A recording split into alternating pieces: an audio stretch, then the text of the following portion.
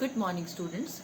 Yesterday, what did we discuss? We discussed about how is a sentence formed या constituents of a sentence.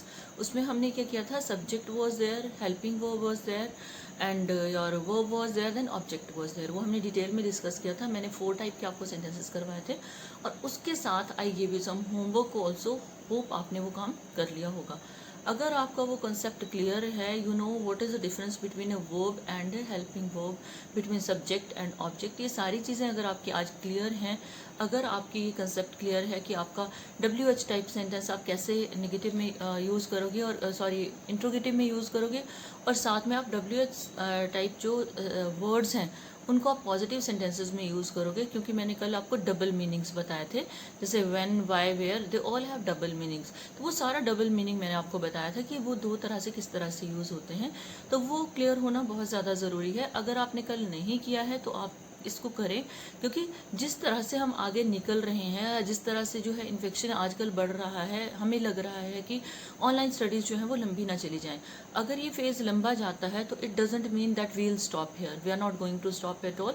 Studies चलती रहेगी, आपके papers भी साथ में चलेंगे, और आपके जो पेपर्स हैं एक्चुअल में जो फाइनल एग्ज़ाम है वो एक्सपेक्टेड रहते हैं नॉर्मली मार्च और अप्रैल में, तो वो वैसे ही होंगे. तो डियर स्टूडेंट्स, ये आप लोगों को मैं एक सजेशन दे रही हूँ कि जो भी वीडियोस सेंड हो रहे हैं या जो भी टीचर, जिस भी सब्जेक्ट का टीचर आपको कंटेंट सेंड कर रहा है, उन कंटेंट्स को आप ढंग से पढ़ें, अपनी प्रिपरेशन करें, अबव ऑल बुक्स खरीदें.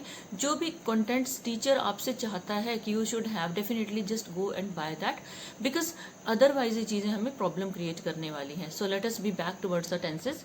सो there are 3 types of tenses. What is it? It is present in which we live, आज. पास्ट, कल भी मैंने डिस्कस किया था, yesterday past, and tomorrow is future.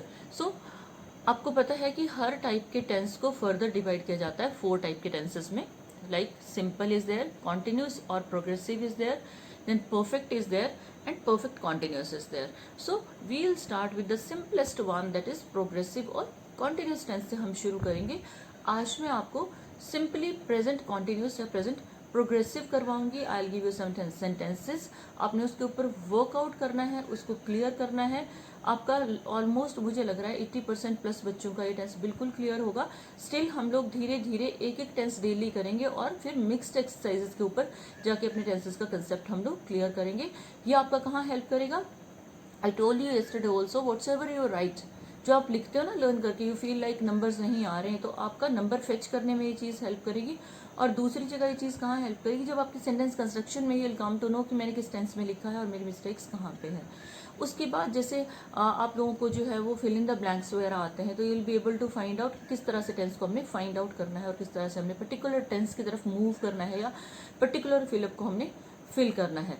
अगर आप ये 12 टेंसेज अपने क्लियर कर लेते हो तो I don't think that you need any help in context of sentence construction में. आपको किसी हेल्प की ज़रूरत है. गाइडलाइन एक अलग है और फुल हेल्प अलग चीज़ है. Guideline we always need, still I need guideline.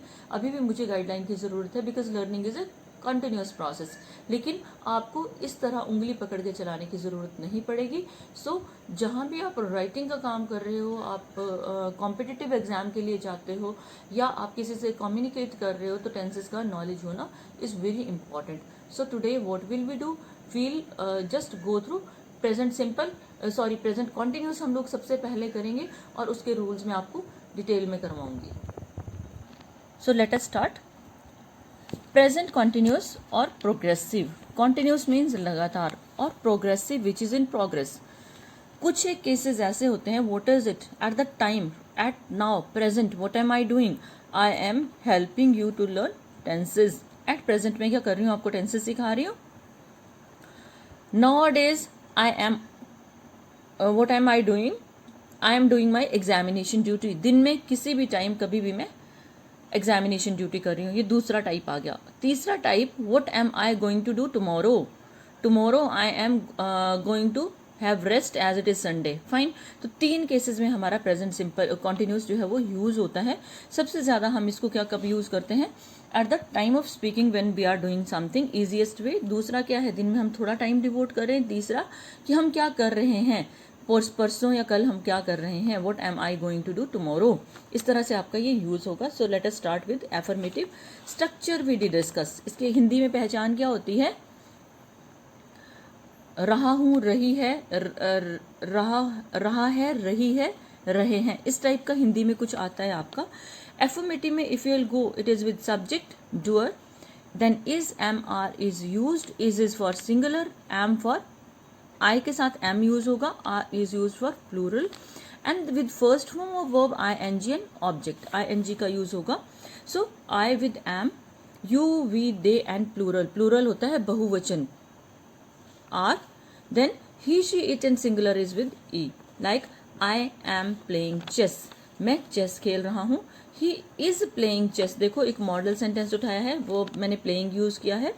तो मैंने आपके दो टाइप से सेंटेंसेस बनाए हैं, एक एम के साथ है, एक इज के साथ है. ठीक है. When you will go towards negative, what is it, it is with I am not playing chess. Like structure is subject is am are, not is used before first form of verb, then I N G is there with object. So how will we change, I am not playing chess, then he is not playing chess.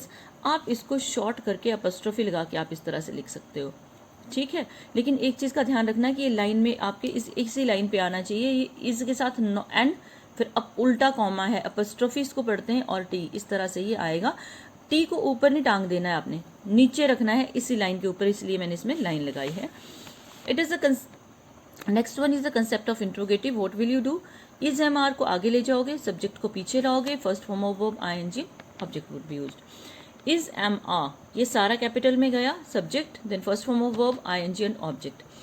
M I, मैंने आपको कल भी बताया था कि I always remains capital. So am I playing chess with question mark is very important. Is he playing chess, question mark is very important. Let me tell you one thing more. We'll discuss one thing more. What is it? It is like I am learning swimming. Fine. It is a sentence. Or he is learning driving. Fine. Now what will he do? You are seeing here, what is it, ing is used here, ing is used here too. अब दोनों जगह ing use हुआ है. आपको कैसे tense का पता लगेगा या वर्ब आप कैसे फाइंड आउट करोगे? सिंपल स्ट्रक्चर है. ये आपका सब्जेक्ट है, ये हेल्पिंग वर्ब है, ये आपकी वर्ब है, और ये आपका ऑब्जेक्ट है. सो व्हाट इज इट, आप जब टेंस को चेंज करोगे, जब आप टेंस को चेंज करोगे, आपका ये जो वर्ब वाला सेक्शन है ये चेंज होता जाएगा. सो डेली जिस भी टेंस का हम लोग डिटेल में स्टडी करेंगे, हम इस मॉडल सेंटेंस को एक को उठाएंगे. हम ये देखेंगे कि लर्निंग किस तरह से चेंज होगा. I N G as it is रहता है, तो ये आपका वर्ब है, और ये आपकी जेरेंड पढ़ते हैं इसको, नाउन होती है ये एक तरह से. तो आपने कन्फ्यूजन में नहीं जाना है कि वर्ब ये वाला होगा या ये वर्ब होगा.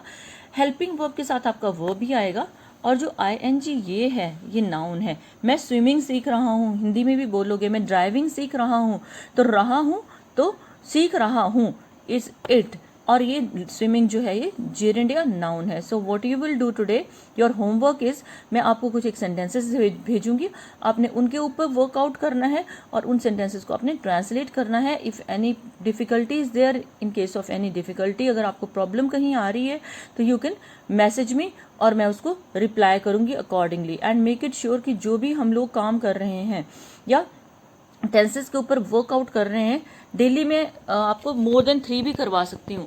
तो हम मोर देन 3 टेंसेस भी डेली कर सकते हैं, लेकिन it would create a problem for you, because tenses हमारे जनरली क्लियर नहीं होते हैं. तो आप क्या करोगे, आप स्लोली स्टेडली इन चीज़ों को करोगे, ताकि आपका एक लैंग्वेज के ऊपर ग्रिप बन जाएगी. I hope that definitely after graduation आप लोग जो है, आप लोगों में इतनी एफिशिएंसी होनी चाहिए कि आप लोग अगर किसी को इंग्लिश लैंग्वेज टीच कर रहे हो तो आपको दिक्कत नहीं होनी चाहिए. यू शुडंट फील लाइक ये चीज़ मुझे नहीं आती है. तो during graduation we will just simplify these things and solve these things. So your homework would be sent later on. मैं आपको बाद में होमवर्क भेजूंगी, क्लिक लेके भेजूंगी आपको. तब तक आप क्या करोगे, आप जस्ट इस टेंस के एक बार गो थ्रू होना है, रूल देखने और सेंटेंस कंस्ट्रक्शन को. You will see. So good day.